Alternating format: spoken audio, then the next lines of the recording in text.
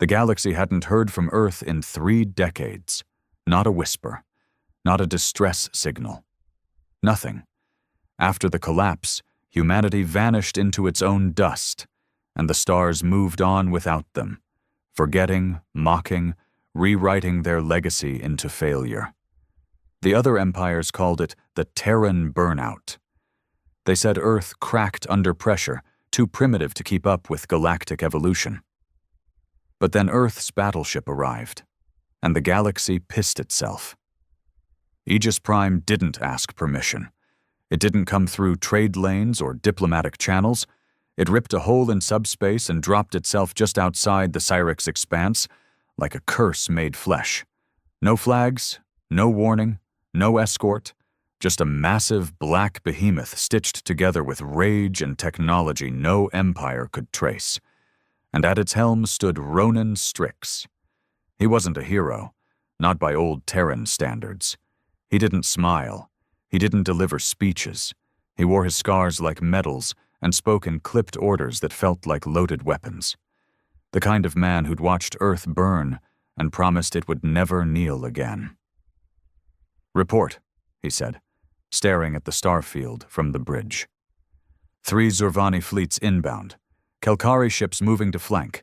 Estimated firepower, sufficient to level 5 colony systems, replied Lieutenant Harrow. Ronan didn't blink. But not enough to scratch us. No, sir, Harrow confirmed. They think we're bluffing. He almost laughed. The aliens thought Earth would crawl back, maybe beg, maybe offer up peace treaties like old times. But they didn't know what happened during those 30 lost years. They didn't know Earth had gone quiet, not because it was dead, but because it was preparing for revenge. Humanity had learned. When the galaxy enslaved their diplomats, Earth remembered. When the Zurvani vaporized Terran medical ships, by accident, Earth remembered. When the Galactic Council voted Earth out of its own orbit lanes and forced it to trade children for citizenship, Earth remembered. The empires laughed at Terran emotions. Rage, loyalty, guilt, love. They called them weaknesses. Ronan called them fuel. His crew waited, silent. They were ghosts in steel, raised in bunkers, trained under blackout domes, engineered for war with no politics, no compromises.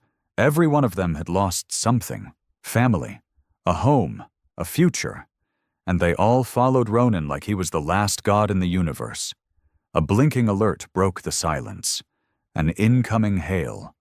Zurvani Admiral Creel appeared on the bridge screen, reptilian skin stretched across bone, slitted eyes gleaming with arrogance. "This is Zurvani space," Creel sneered. "You will power down and identify, or be eradicated." Ronan leaned in close enough for Creel to see the scars on his face. "You already tried to eradicate us," he said flatly.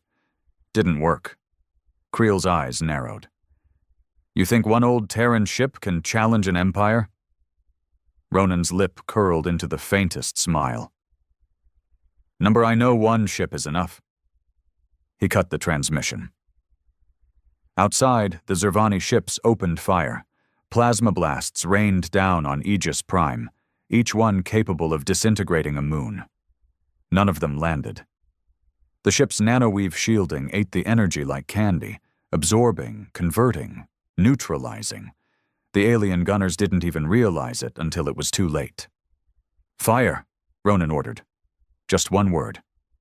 The spinal rail cannon engaged.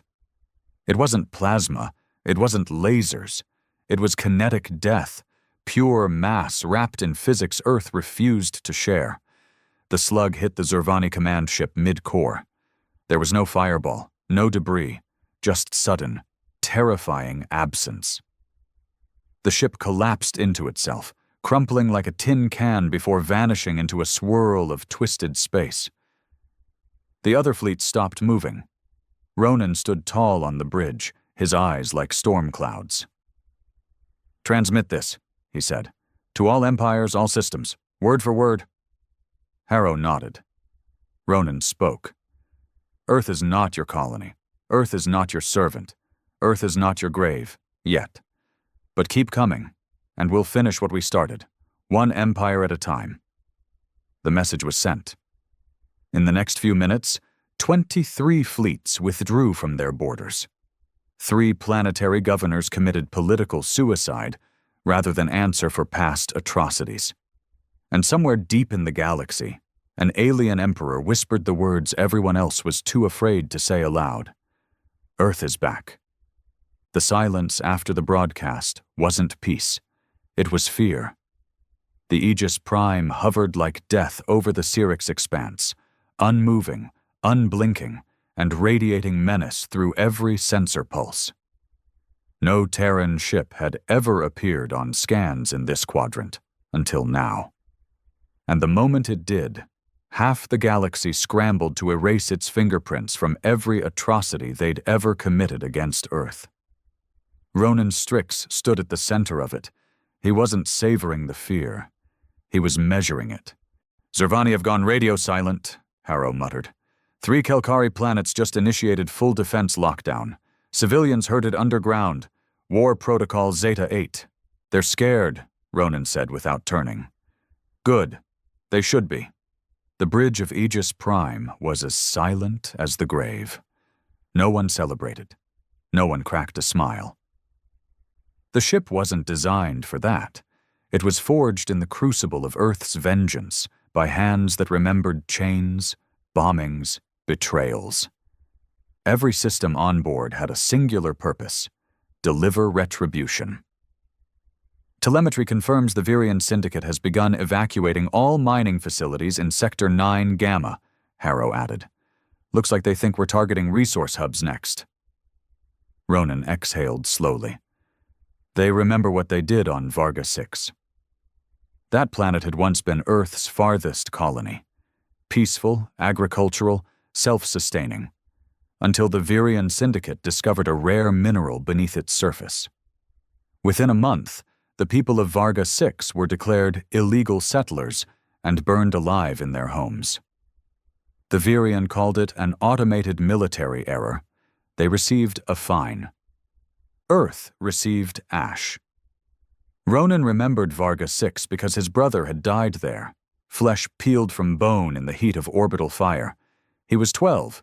Ronan was 20, too far away to stop it, too powerless to make them pay, until now. "Bring up nav," Ronan commanded. The star map bloomed in front of him, displaying dozens of red sectors, each one marked by Terran blood.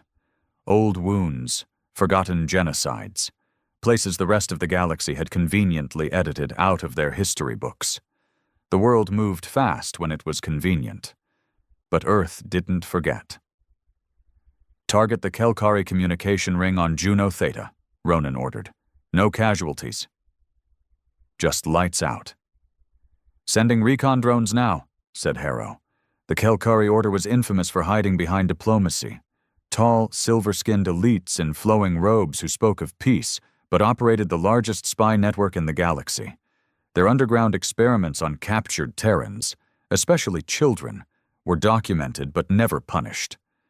One leaked image showed a boy's skull opened, brain attached to a neurosplicer, while he screamed into a translator. The K'lar ambassador called it scientific advancement. No more. As the crew prepared for the next strike, Ronan stepped off the bridge and made his way toward the viewing deck. Not because he needed the view, but because he needed the space. He had changed. Everyone had. Once he'd believed Earth would rise through unity, through alliances. He had been part of the original Terran Outreach Corps, a diplomat, fluent in 5 galactic languages, trained to represent Earth among the stars. That ended the day he watched a Zervani delegate snap the neck of his Terran counterpart live on a broadcast and laugh. No consequences, no outcry, just ratings. After that, he joined the Black Vault program, Earth's secret retaliation initiative. He was no longer a diplomat. He was a weapon, and he was tired. He stood at the viewing deck, staring at the curved edge of the galaxy. The stars here seemed different, colder, like they were watching, judging, maybe even scared. footsteps behind him. He didn't turn. "Permission to speak freely, sir?" It was Harrow. "You always do." Harrow came to stand beside him, eyes on the void. "This ship, it's a monster, and we're the ones holding the leash. We built it because no one else gave us a choice." "I know," Harrow said quietly.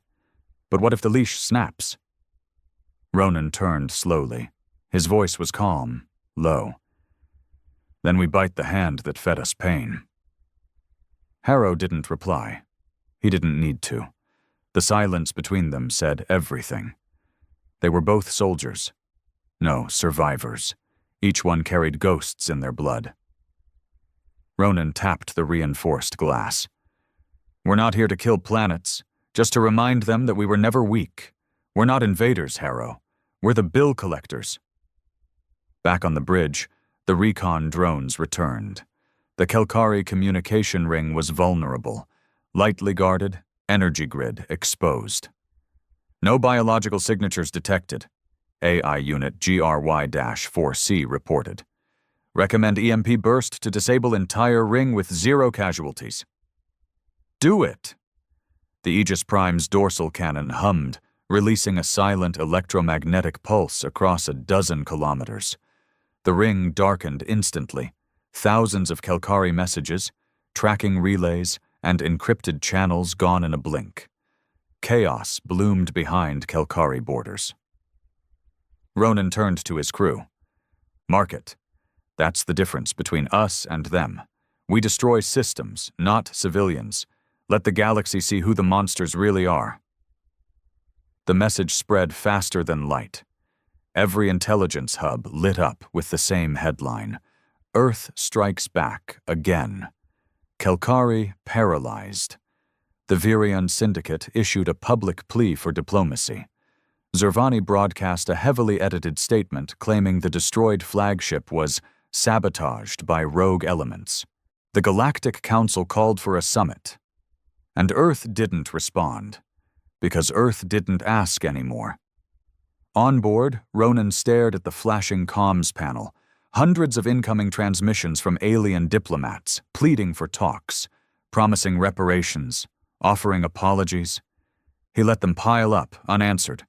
They had 30 years to care. They had 30 years to act. Now they could wait. He tapped into a secure line. Only one person answered. A woman's voice. Sharp, cold. "You've started it." Ronan nodded. "I did. They'll escalate." "I'm counting on it," she sighed. "What's the end game?" He looked out into the stars. "Balance." "You think that's what this is?" "Number not yet, but it's the only way we get there." He cut the transmission. Later that night, alone in his quarters, Ronan pulled out an old data pad. Scratched, faded. The last message from his brother. "They're coming. They said they want the land. Mom told me to hide. I don't want to. I want to fight. Like you." He closed his eyes, holding the pad to his forehead. This wasn't justice. Justice would have meant those responsible were already in the ground. This was vengeance with a long memory, a slow storm rolling through the stars. And Ronan Strix was just the beginning. The summit was called in desperation. Not unity, not diplomacy. Desperation. The Galactic Council hadn't gathered like this in over 60 years, not since the Kuroth plague wiped out an entire species. But now, they called an emergency session within hours of Earth's second strike. This time, Earth didn't show up. Ronan Strix didn't need their permission. He didn't need a seat at their table. The Aegis Prime was his reply. The K'lar Order sent a full delegation, faces tight with forced grace, their psychic guards scanning the room for hidden thoughts. The Virion Syndicate arrived with their smug merchant princes, each one hiding behind layers of bribes and fake humility. The Zervani Dominion sent only one representative, War Priest K'lar Zeth, a hulking brute in ceremonial armor, still stained with ash from the flagship Earth had destroyed. And they all asked the same question. What does Earth want? Back on the Aegis Prime, Ronan watched the summit from a private signal leak. They spoke in circles: sanctions, diplomacy, reparations. They danced around guilt like it wasn't soaked into their robes. No one dared admit what they'd done, because if they said it out loud, Earth would be justified in burning them all. Zurvani proposing a ceasefire, Harrow said, reading the translated transmission, offering shared tech access, defensive alliances. They're begging now. Ronan shook his head. They want us to take a bribe and go back into the dirt. The crew remained silent. He could feel the eyes on him, not just his officers, but the AI, the security drones, even the walls. Aegis Prime was more than a ship. It was part living construct, built with symbiotic tech designed to bond with its captain's neural signatures. If Ronan had doubts, the ship would know. But Ronan didn't doubt. He had buried too many names, watched too many vids of Terran children being marched off-world. He remembered the planetary markets that once sold Terran bones as artifacts of primitive culture. He remembered watching the footage of his mother, spat on, stripped, and broadcast for entertainment after a Zurvani tribunal branded her a low-breed instigator. Now the Empires wanted peace? They'd had their chance. Prepare next strike, Ronan said. Target Virion Black Site on Altaris 3. They think we don't know it exists. Harrow raised an eyebrow. That's off-grid intel, sir. Deep classified. How do we know it's accurate? Because I used to work there, Ronan replied coldly. The room froze. He'd never told them, not in detail. Some of the crew assumed he'd been in intelligence. Others knew his records had gaps, years scrubbed clean by Terran command. But none of them knew that after the massacre on Varga 6, after the Outreach Corps collapsed, Ronan had been sold into a rehabilitation program by the Virion. For 3 years, he was a ghost locked underground, forced to help develop neural weapons for his captors, made to watch other humans tortured in cages as data points. He escaped by killing 7 guards and blowing the lab sky high. But Altaris 3 was rebuilt, buried again, hidden behind Virion money and shielded from the public eye. It was time to unbury it. Status on civilian presence? Ronan asked. GRY-4C, the ship's AI, responded immediately. Confirmed 0 life signs, all automated, data labs only, target clear. Good. Ready the graviton shatter missiles. He didn't care if they watched. He wanted them to, and they were watching. Across the galaxy, millions of beings were tuned into the Aegis Prime's movements. Entire sectors were now on alert. Border stations powered down, hoping to avoid notice. Pirate clans abandoned trade routes. Even bounty hunters started erasing Terran warrants off their networks. No one wanted to be caught standing in Earth's shadow. On Altaris 3, the surface was silent.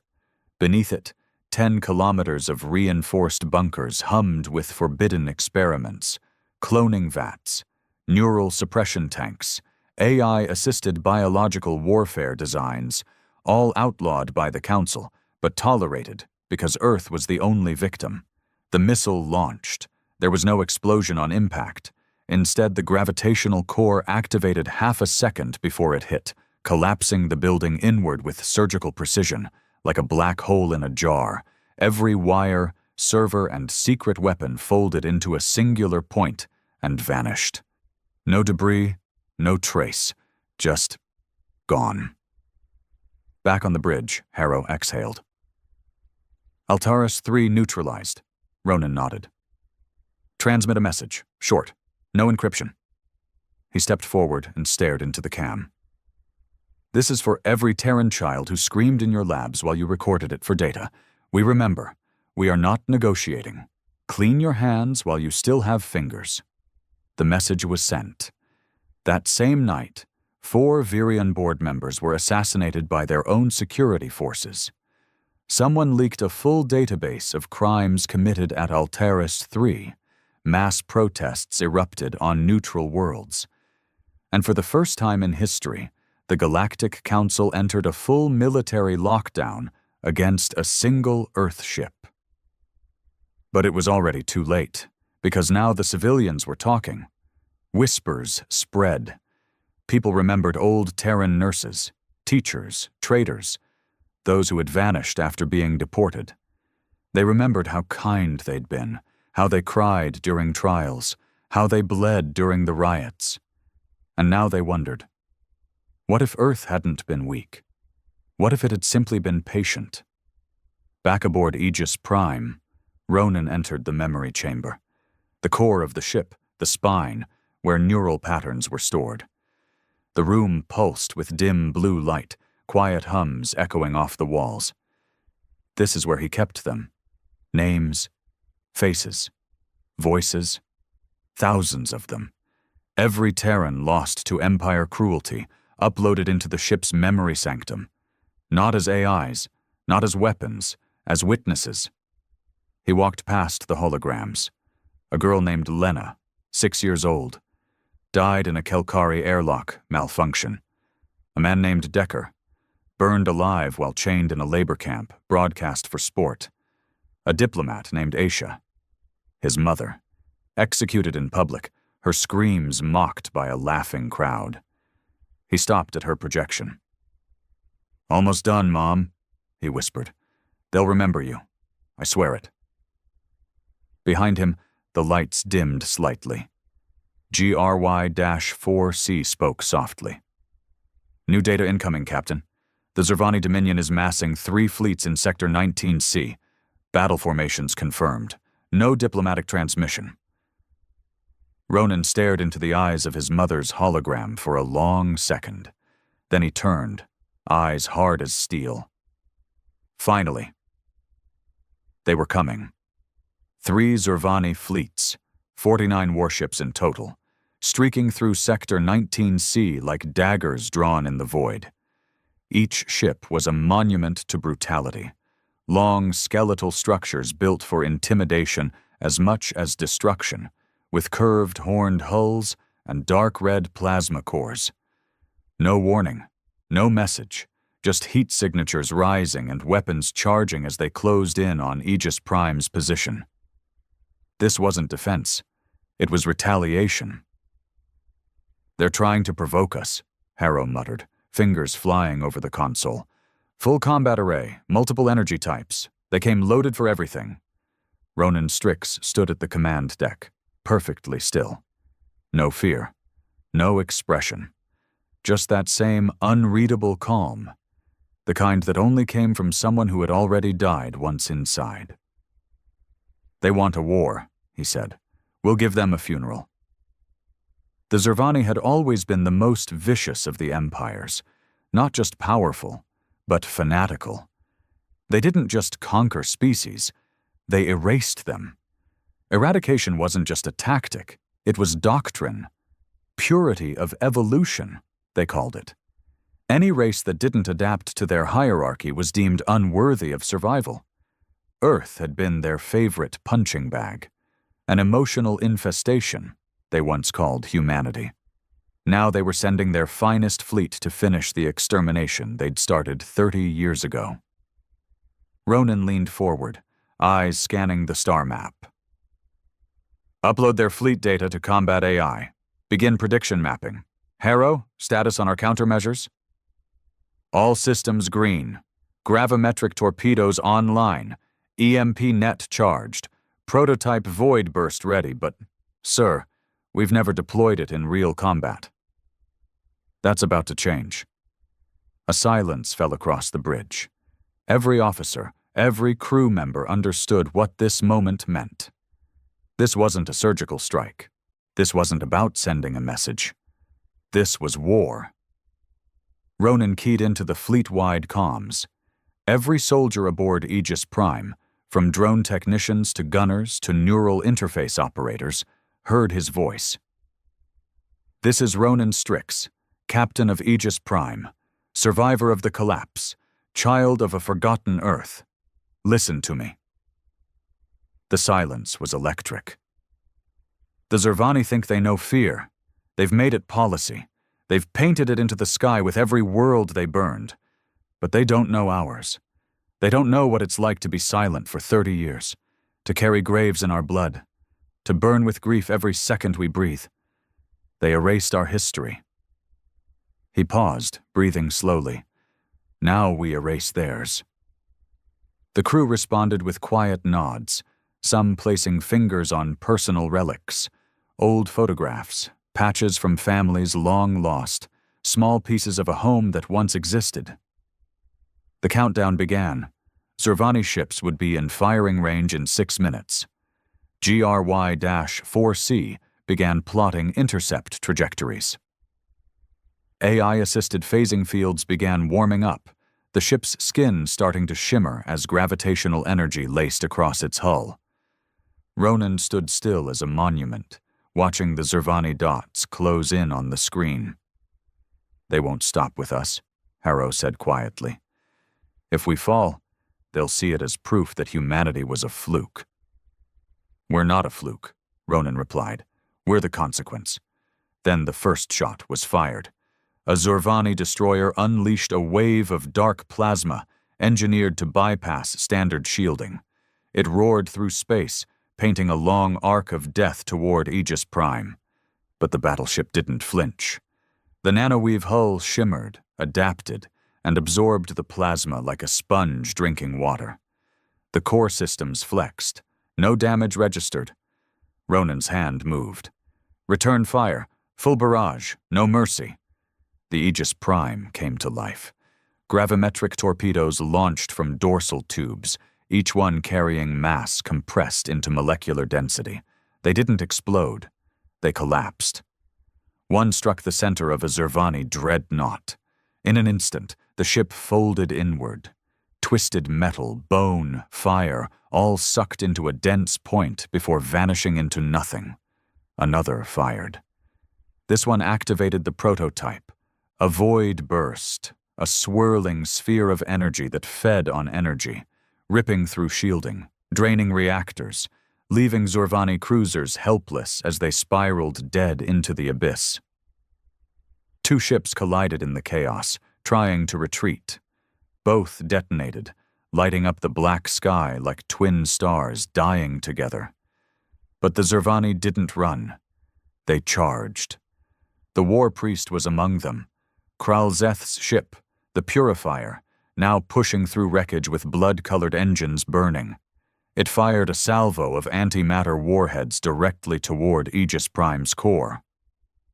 "Brace!" Harrow yelled. The warheads detonated mid-approach, met by a newly activated defense, the pulse net.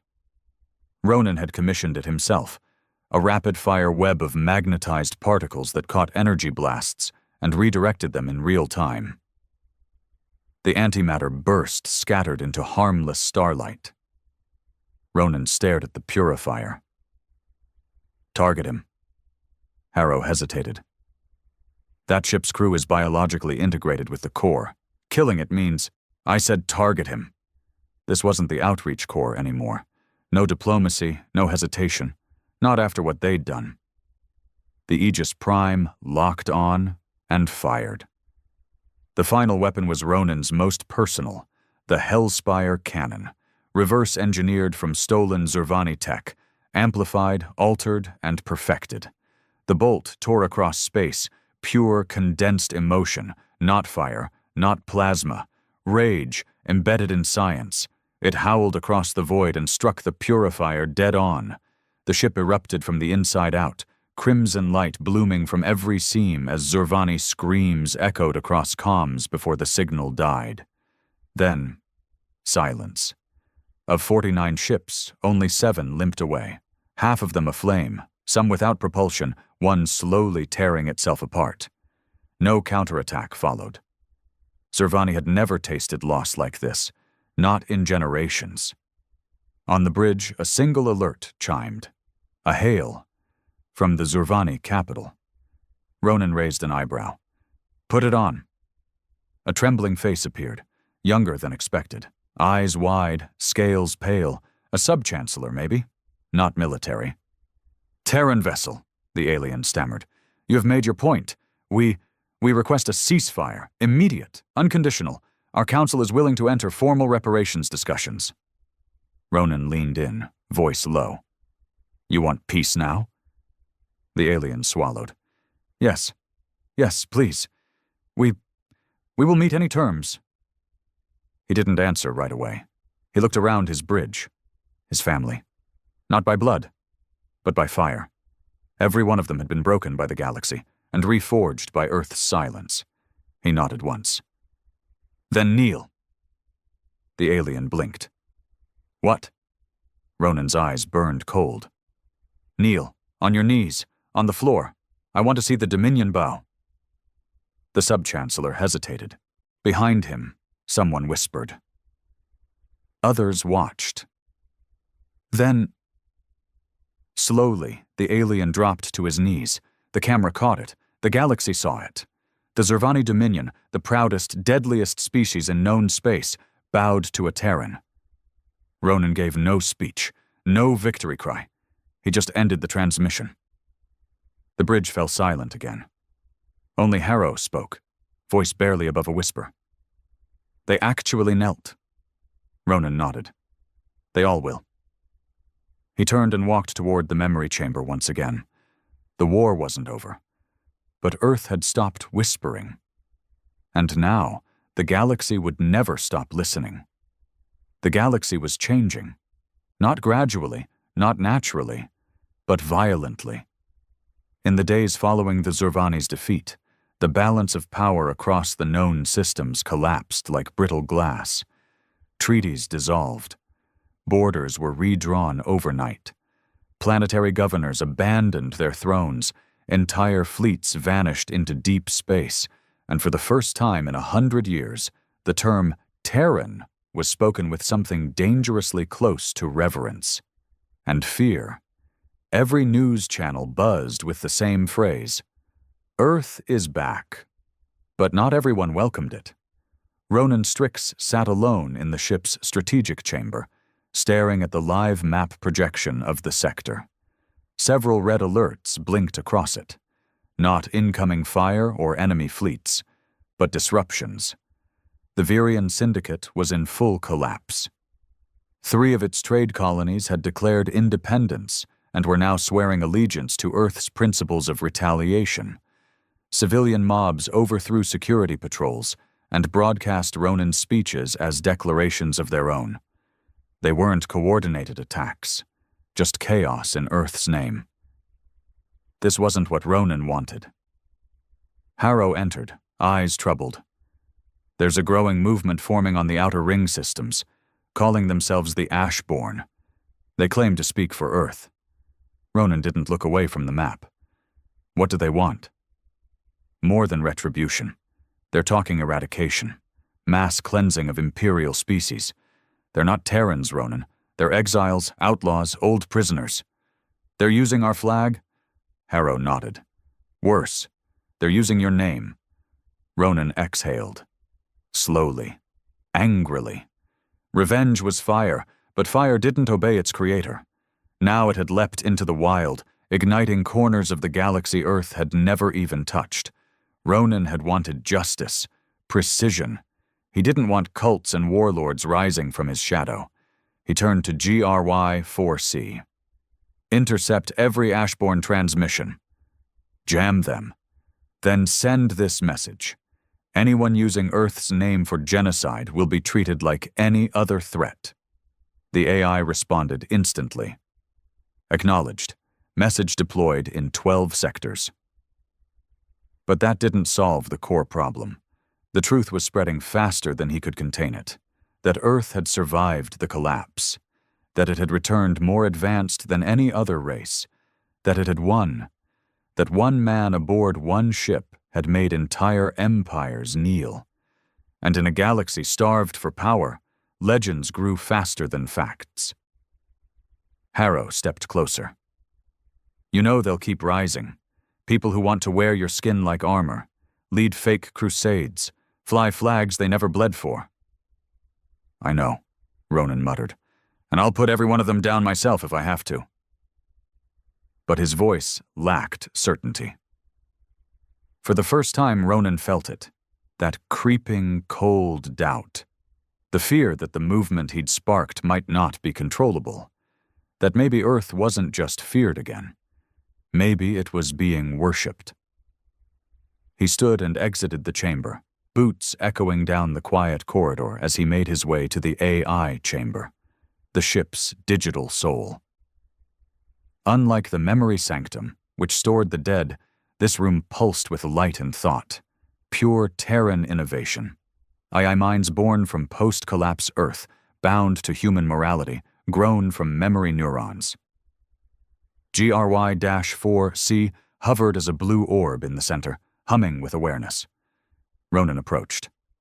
"I need your analysis," he said, unfiltered. "On what subject?" "Me." The lights flickered slightly. That was hesitation. Even an AI could flinch at that question. GRY-4C spoke softly. "You are viewed by 76.4% of neutral systems as a revolutionary icon, by 19.8% as a potential tyrant, and by the remaining percentage as a messiah." Ronan closed his eyes.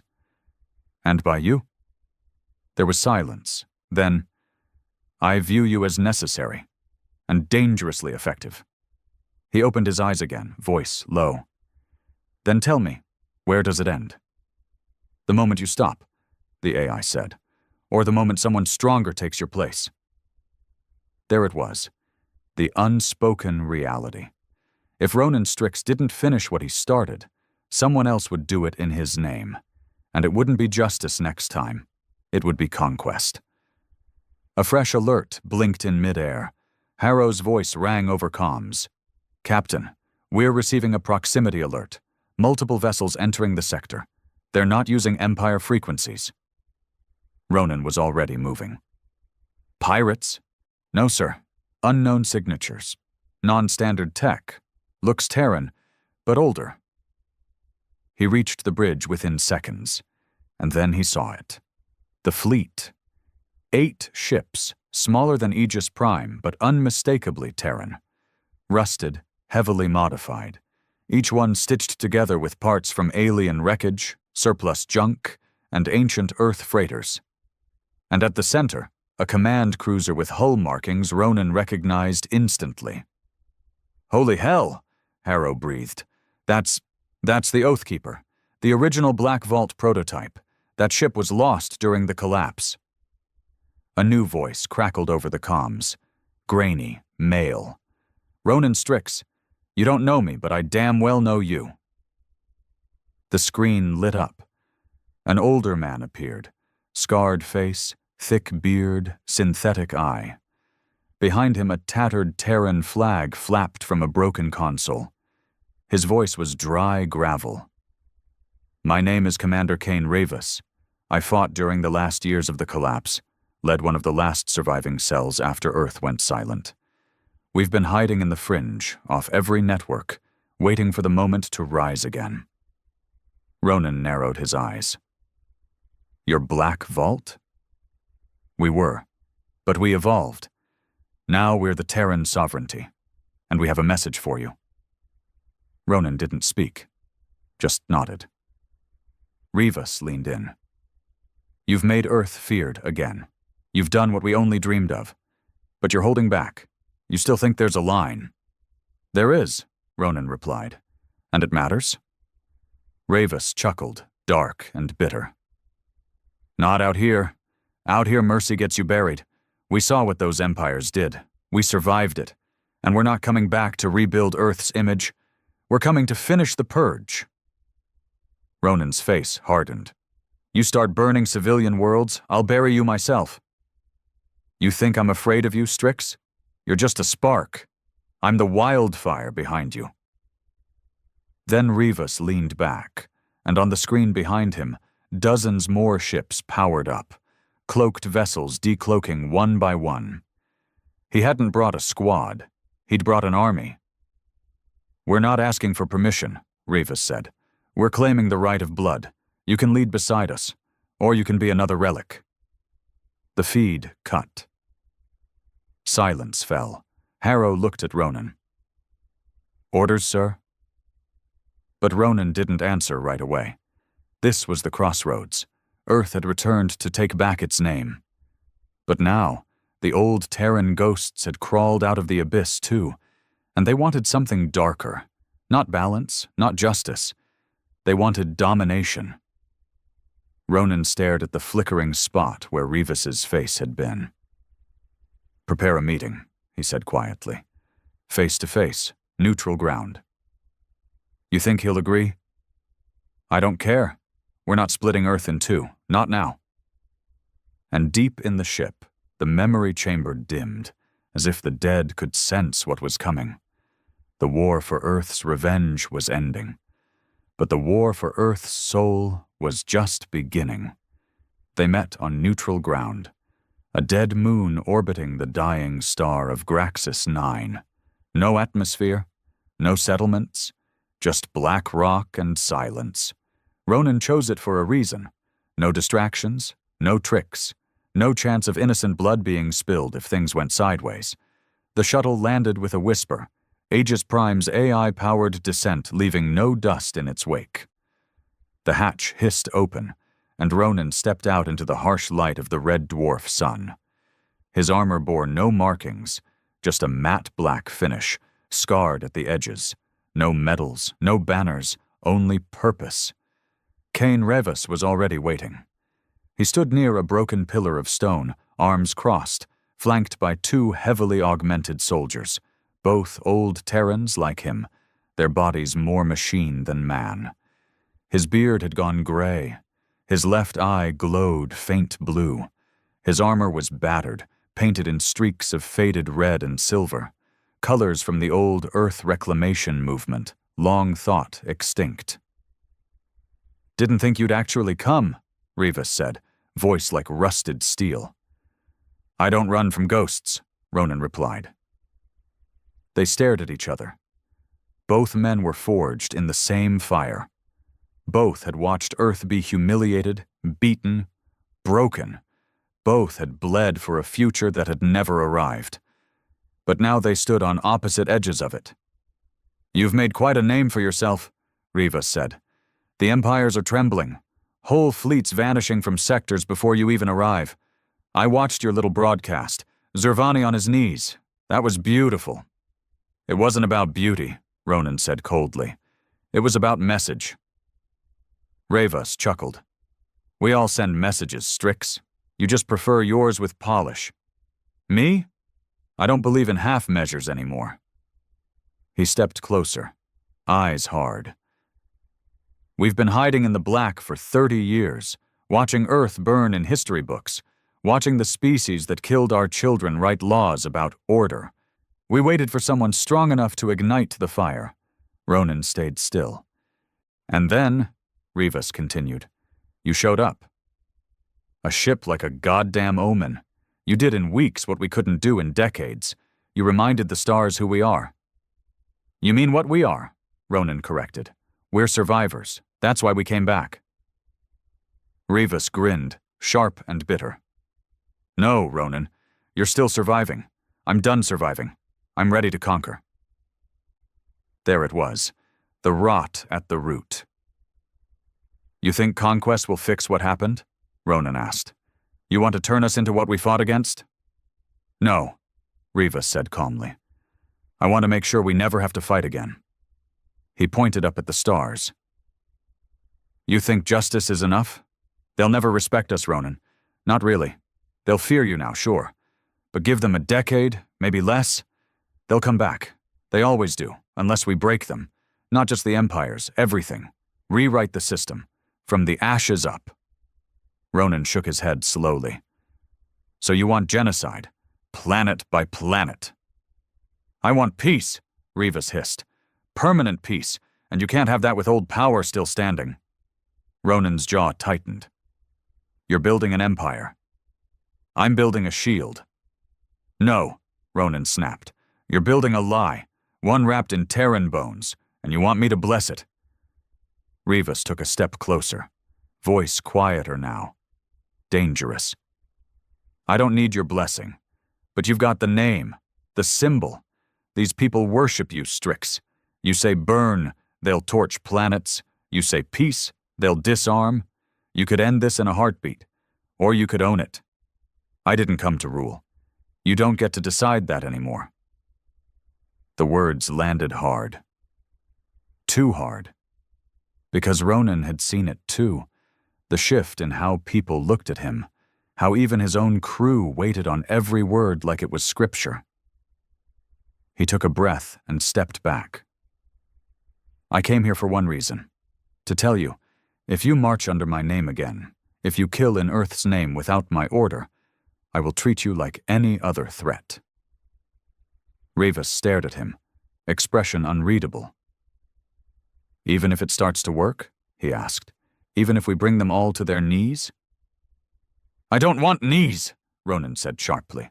I want them to look us in the eye and know we earned it. Silence fell between them. The dying sun pulsed behind the dust. Finally, Rivas nodded. That's too bad. And he turned his back.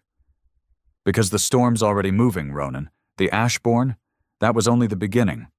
There are hundreds of us. Thousands. We've been building fleets in the dark, and now we've got a symbol. You. You think you can stop it? You're welcome to try.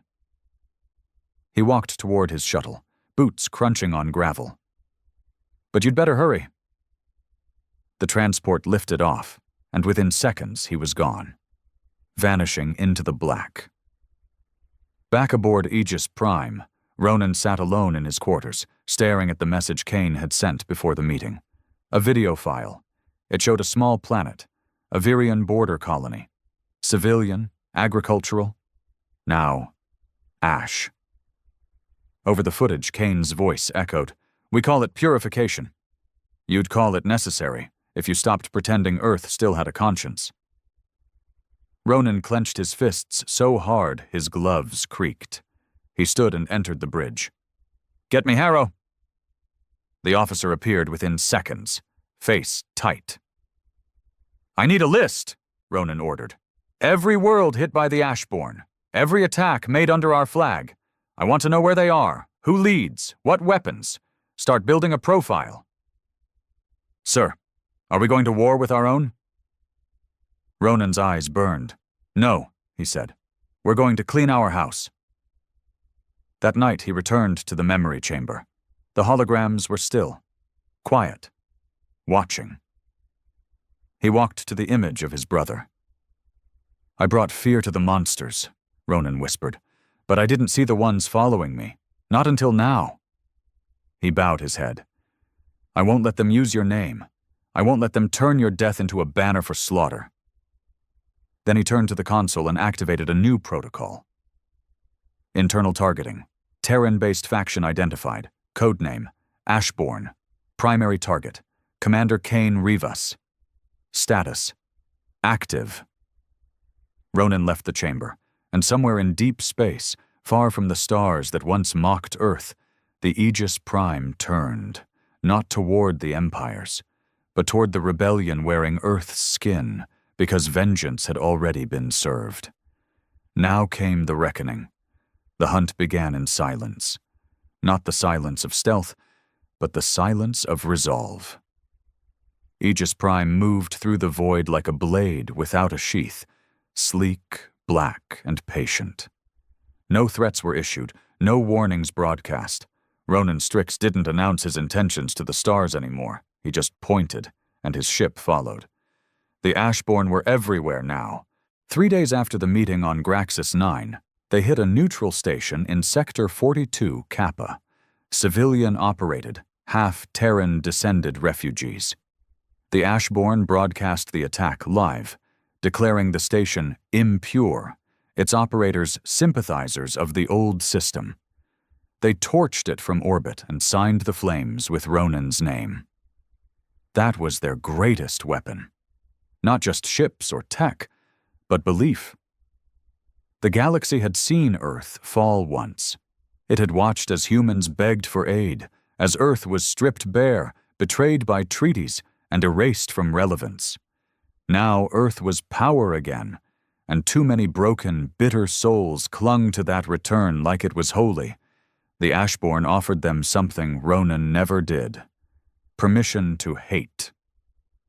"We rise not for peace," one transmission said, "but because we finally can. Because the only thing purer than pain is revenge. We do this in the name of Ronan Strix, and that was the final insult." On the bridge of Aegis Prime, the crew worked under the growing weight of unease. Hunting aliens was one thing, but now they were turning on those who bore the same blood, the same language, even the same scars. It made everything colder. "They've hit 6 colonies," Harrow reported, scrolling through the grim list.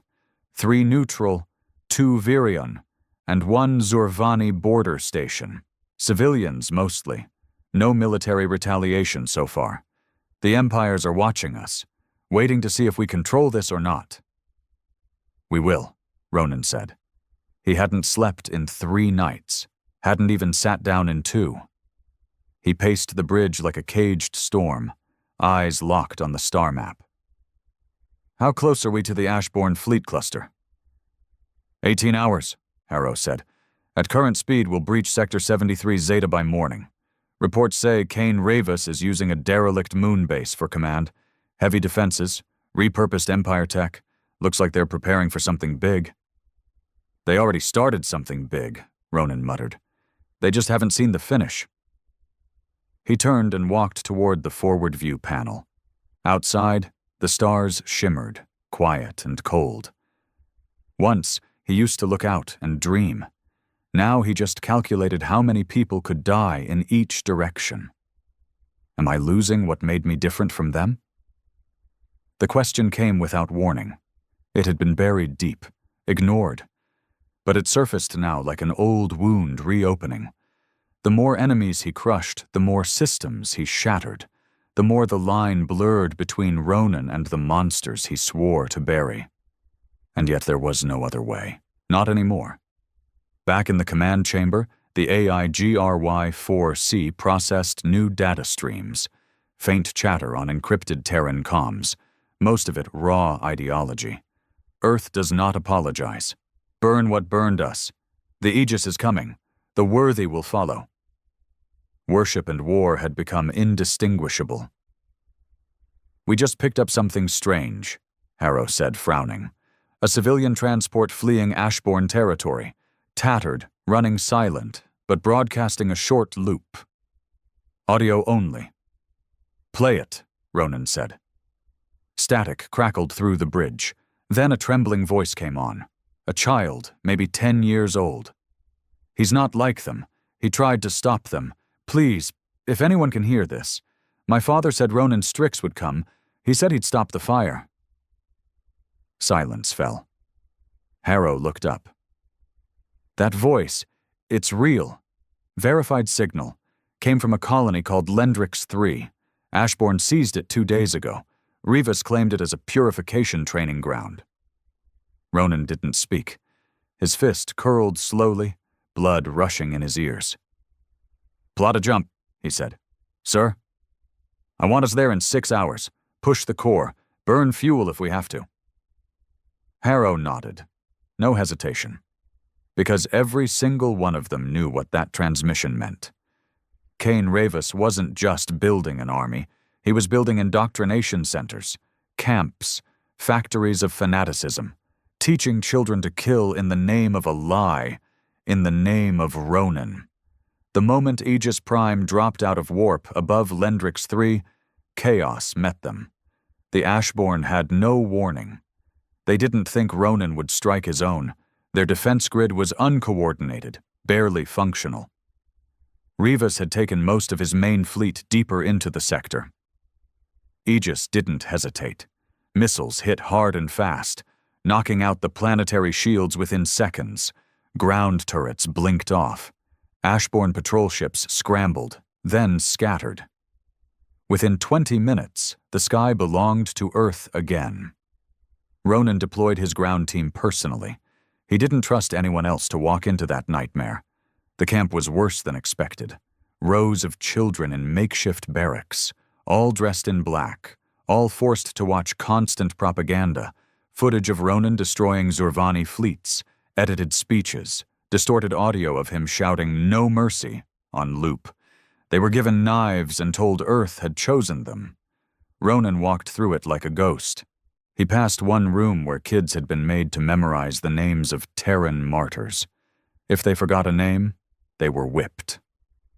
Another room contained corpses, executed traitors, mostly adults who'd tried to escape, all under banners painted with his name. In the center barracks, a boy stood, barely 9, pale, wide-eyed. He stepped forward holding a broken knife, shaking. "You're him," he said. "You're the real Ronan." Ronan knelt in front of him. The boy's voice cracked. "They said you were coming, that you'd burn the weak." "No," Ronan said softly. "I came to save the weak." The boy started to cry. Later, when the children had been evacuated and the facility leveled with targeted charges, Ronan stood among the rubble. His armor was scratched, his face bruised from one of the cell fights, but he was still standing. Harrow approached, holding a recovered data pad. Rivas left a message. Ronan took it. The screen flickered, and Kane's face appeared once more. Recorded this time. Grim. Focused. "If you're watching this, you finally stepped off your throne. Good. The game's started now. You think this is horror? You should have seen what they did to my son, what they fed him in the Virion mines. You think you've seen suffering? You only saw the result, Ronan. I was forged in the cause. And if you want to stop me, you'd better be ready to kill every last believer.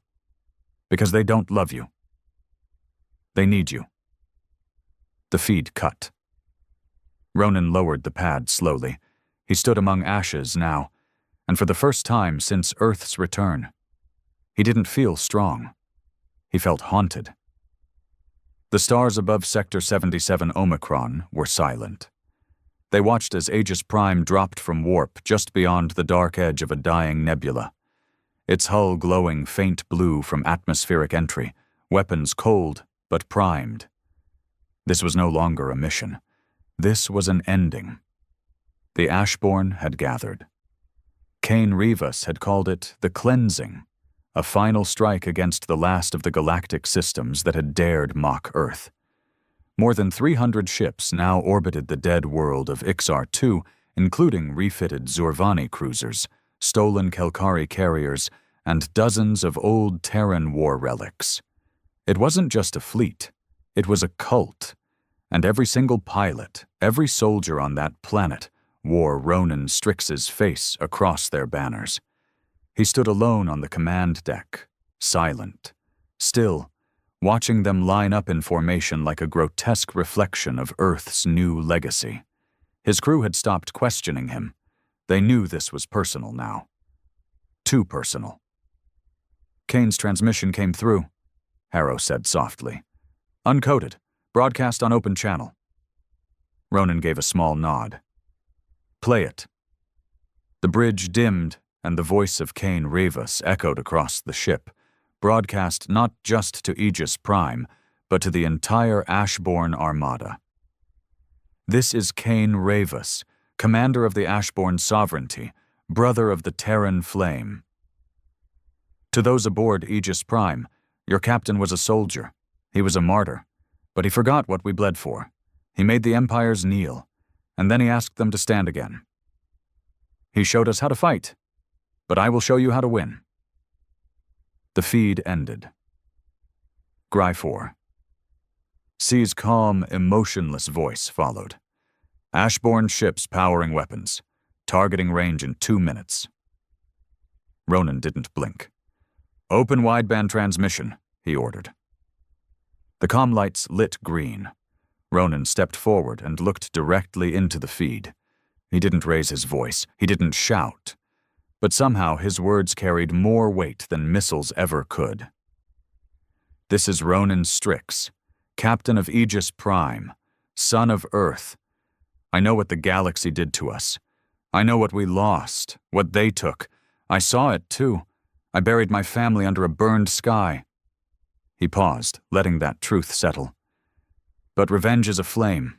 It keeps you warm, until it burns your home down." He pointed to the Ashborn fleet on the display. "I didn't fight the empires so we could become them. I didn't rise from the ashes so we could choke the stars with new smoke. If you follow Riva's, then you follow extinction, not theirs. Ours." Silence. The crew didn't move. They barely breathed. Then Ronan added one more thing, softer now. Human. "You were right to be angry. You were right to fight. But don't fight like them. Fight like Earth." He cut the transmission. Outside, the Ashborn ships held position. The targeting arrays stayed hot. But they didn't fire. Not yet. Not until K'lar Hegemony made his choice. "Signal from the surface," Harrow reported. "Revis is requesting personal contact, face-to-face." Ronan gave a grim smile. "Of course he is." The moon's surface was jagged and dark, covered in black glass from an ancient planetary bombardment. Kane stood near the ruins of a shattered comms tower, arms folded, armored in crimson, the Ashborn insignia, a skull wrapped in Terran vines, emblazoned across his chest. Ronan stepped out of his shuttle alone. No backup, no weapons, just his presence. They met halfway across the barren plain. Kane tilted his head. "Still playing the martyr, I see." "Still playing the warlord," Ronan said. "I offered you a throne," Kane growled. "You could have ruled every corner of the stars under your name. You could have made the galaxy bleed for what it did to us." "I came here to stop that bleeding," Ronan said coldly. "Not spread it." Kane stepped closer. "You saw what they did. You know what they'll do again. The empires are watching us, waiting for weakness. You want peace? They'll gut us the moment your back is turned." "I don't care what they want," Ronan replied. "I care what we become." Kane's face twisted with anger. "You think mercy will save us?" "No," Ronan said. "But maybe mercy will save what's left of us." For a moment, Kane hesitated. Just a flicker. Then he drew his sidearm. "I'm sorry, Ronan," he said quietly, "but you don't speak for Earth anymore." The gun fired, and Aegis Prime responded. The shot never reached Ronan. Mid-air, a kinetic shield snapped into existence, bending light and catching the blast like a spiderweb catching a fly. Then the sky lit up. The moment Kane fired, a hidden signal triggered, a failsafe Ronan had programmed into the Ashborn's stolen tech weeks ago. A virus, buried in comm relays, in stealth beacons. It spread like a whisper. Ashborn ships blinked out. One by one, engines died. Power cores shut down. Systems went dark. Ronan had just pulled the plug. Kane stared at the sky, horrified. "No," Ronan stepped forward. "You thought I didn't plan for this? You thought I'd let you use my face to poison the stars?" Kane fell to his knees, hands trembling. "This was our chance." Ronan looked down at him. "This was your mistake." Kane raised the gun again, shaking, but he never got the chance. A single energy bolt struck his chest from orbit. Surgical, precise, non-lethal. He crumpled. Ronan turned and walked away, eyes on the stars, voice in his comms. "Secure K'lar Hegemony. Extract survivors. Disarm every Ashborn ship. No deaths unless fired upon." "Acknowledged," Harrow responded. "Cleanup teams en route." As he reached his shuttle, Ronan looked back one last time. K'lar Hegemony, once the fire behind Earth's rage, lay broken on the cold glass, surrounded by the ruins of a future built on hate. It took 5 days to dismantle the Ashborn network. Hundreds surrendered willingly once word spread that Ronan had personally deactivated their fleet. Others resisted. Some tried to self-destruct their ships. But the war was over, and Earth had survived it. On Aegis Prime, Ronan stood once again in the memory chamber. The faces of the lost surrounded him, his mother, his brother, the fallen children of Varga 6, the symbols that began this journey. But for the first time, he smiled. Not because it was over, but because it had meant something. "Rest now," he whispered. "We didn't become them." He turned to leave. As he stepped onto the bridge, Harrow looked up from his console. "Transmission from the Galactic Council. Put it through." A familiar face appeared, a Zurvani delegate, trembling slightly. "Captain Strix, the Council wishes to offer its formal apology and request your cooperation in drafting a new galactic charter." Ronan didn't smile. He just nodded. "I'll send terms." Months later, the galaxy was different. The Zurvani Dominion had signed a non-aggression pact. The Virian Syndicate was under new leadership, pro-Earth for the first time in history. The Kelkari Order opened reparations programs for former Terran colonies, and a new alliance had formed, the Terran Accord, a united defense and diplomacy pact led by Earth, open to any species willing to stand as equals, not rulers. Ronan Strix declined the title of High Commander. He preferred Captain. He still flew the Aegis Prime, still watched the stars. But now he didn't do it alone.